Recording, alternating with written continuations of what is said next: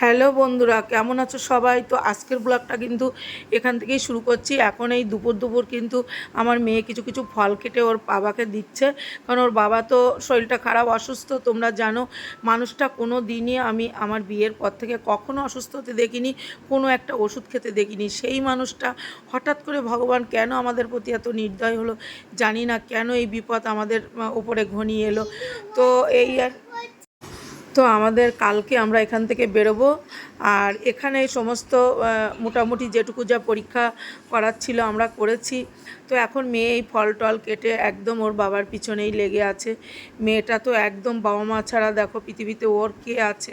বিয়ে হয়েছে, এই হাজব্যান্ড শ্বশুরবাড়ি আর আছি আমরা। তো যাই হোক, মেয়ে তো খুবই চিন্তিত। আর এদিকে দেখো হালকা পাতলা মাছ করেছি, শুধুমাত্র ট্যাংরা মাছের পাতলা পাতলা ঝোল, আর ওদিকে ভেন্ডি ভেজেছি। তো এই হাজব্যান্ডকে খেতে দিচ্ছি। তো আজকে কিন্তু আর কোনো ভিডিও ক্লিপ নেওয়া হয়নি, এটা কিন্তু পরের দিনের ভিডিও। তো আজকে দেখো আমরা আজকে আমাদের বেরোতে হবে, আজকে আমাদের ফ্লাইট আছে। আজকে ভেন্ডি ভাজি, ডাল, মুসুর ডাল বসিয়েছি এখানে, আর ভেন্ডি ভাজি, পটল ভাজি, আর এখানে একটু আমের টক, এটা করব। তো আজকে আমাদের কিন্তু আমরা চেন্নাই যাওয়ার আমাদের টিকিট যে হয়ে গেছে। আর এদিকে দেখো এখানের এই অবস্থা, এই সমস্ত কিছু গোছানোর আছে, জামা কাপড়ও পুরোপুরি গোছানো হয়নি, কারণ মন মানসিকতা আমরা যে কি করব কিছুই বুঝতে পারছি না। তোমাদের এত এত ভালোবাসা পেয়েছি অনেক দিন ধরে, যেটা আশা করেছিলাম সেই আশাটা হয়তো এই মানে এখন আর সেই মনটাই আর নেই, যে সেই যে একটা ইচ্ছা, সেই যে একটা আনন্দ করে যে ভিডিওগুলো করতাম।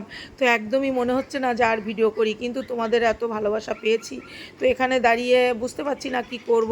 তো মনে হলো না তোমাদের সাথে যতটুকু পারি একটু শেয়ার করি। ঈশ্বর হয়তো মুখ তুলে চাইবেন, জানি না এর পরে কী হবে। তোমরা একটু প্রে করো অবশ্যই। তো এই যে মানুষটা খুবই শরীরটা খারাপ, জানি না এরকম হঠাৎ কেন হলো।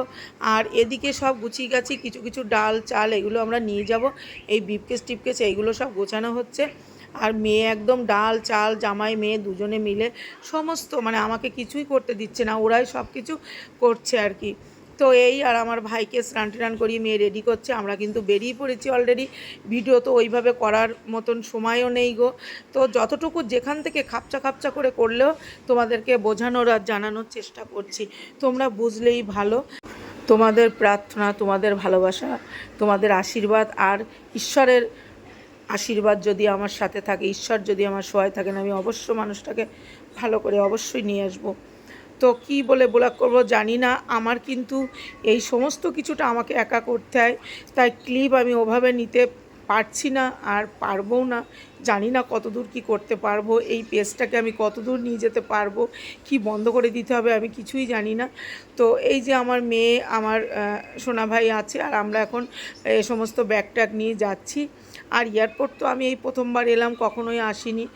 তো ঈশ্বর নিয়ে এলো, যেটা আনন্দ করে, যেটা খুব খুশিতে যাব, সেটা আজকে যেভাবে যেতে হচ্ছে, তো কি বলবো। তো যাই হোক, এখন আমাদের ফ্লাইট আছে, আমরা ফ্লাইটে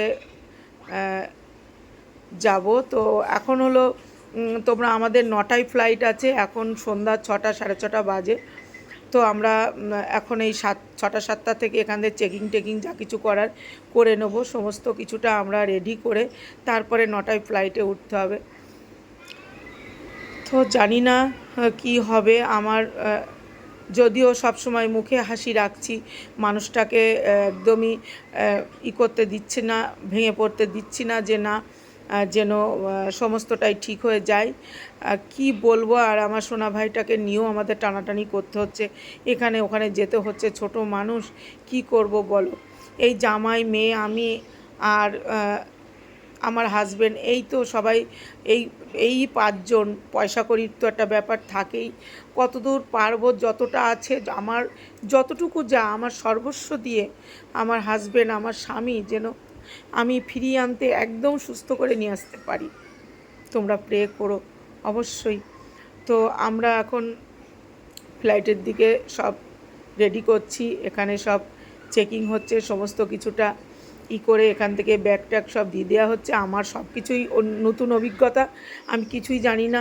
টিকিট এখানে মেয়ে ওই সমস্ত টিকিট করে, এখানে আমার ভাইয়ের ডেট অফ বার্থটা হঠাৎ করে আমরা এটা জানতাম না, তো আনা হয়নি, সেটাও বাড়িতে ফোন টোন করে ঠিক করা, রেডি করা হলো। তো এখন এ সমস্ত করেই ফ্লাইটে উঠব। জানি না এই ভিডিওটা আর বড় করব না। আমি বলতে পারছি না, কিছুই আমার মনে আসছে না। সবথেকে বড় কথা, কিছুই মনে আসছে না কি বলবো তোমাদের আর কি বলবো না। আর ভিডিওগুলো হয়তো আমি সমস্ত রেডি করে রাখবো সময় পেলে, সময়ের সাথে সাথে।